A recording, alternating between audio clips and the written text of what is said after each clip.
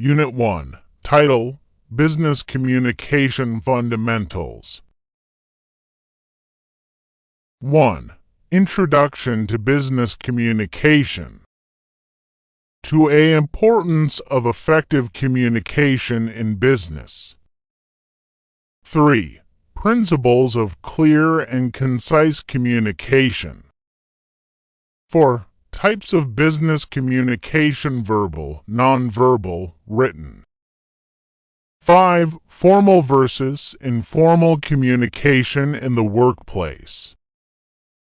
6. Communication channels in business meetings, emails, phone calls.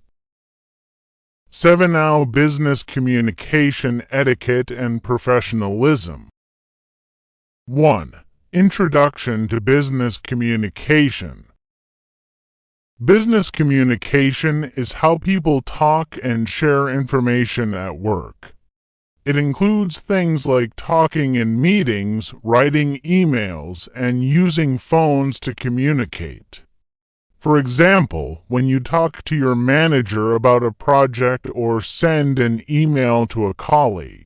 That's part of business communication. It's like how we talk and interact with each other to get work done and share ideas. Business communication is all about how people talk and share information at work. Imagine you're in a big building where everyone has different jobs, like managers, employees, and teams. They need to talk to each other to make things happen smoothly. Here are some ways we do business communication. Talking in meetings. Meetings are like gatherings where people sit together to discuss ideas or plans. For example, imagine a meeting where everyone talks about a new project and decides what needs to be done. Writing emails. Emails are like electronic letters we send using computers. We use emails to share information, ask questions, or give updates. For instance, you might write an email to your team to remind them about a deadline or to ask for help with a task. Using phones to communicate. Sometimes we need to talk quickly, so we use phones. You can call someone to ask a question, confirm a meeting time, or discuss something important.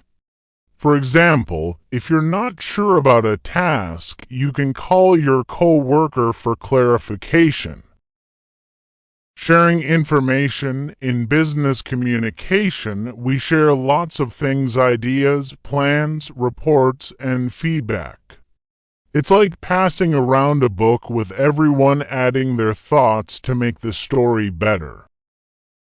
Getting work done. The main goal of business communication is to get work done smoothly. When everyone talks clearly and understands each other, tasks get completed on time, projects succeed, and the team works well together. So, business communication is like a big web of talking, writing, and sharing that keeps everything moving forward at work.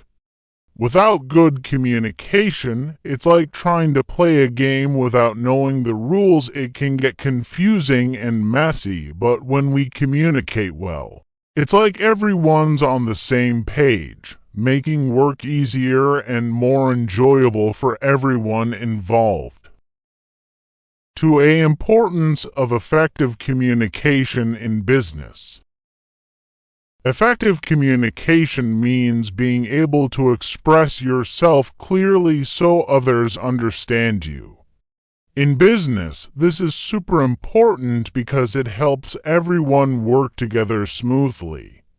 For instance, if you don't explain a task clearly to a team member, they might do it wrong, causing problems or delays. Good communication also builds trust and helps avoid misunderstandings. 3. Principles of clear and concise communication.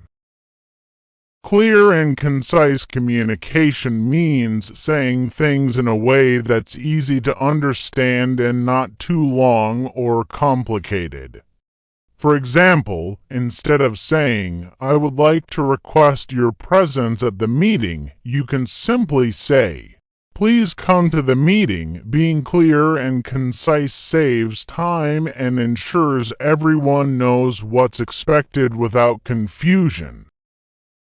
4. Types of business communication: verbal, nonverbal, written. There are different ways we communicate in business. Verbal communication is speaking, like in meetings or phone calls.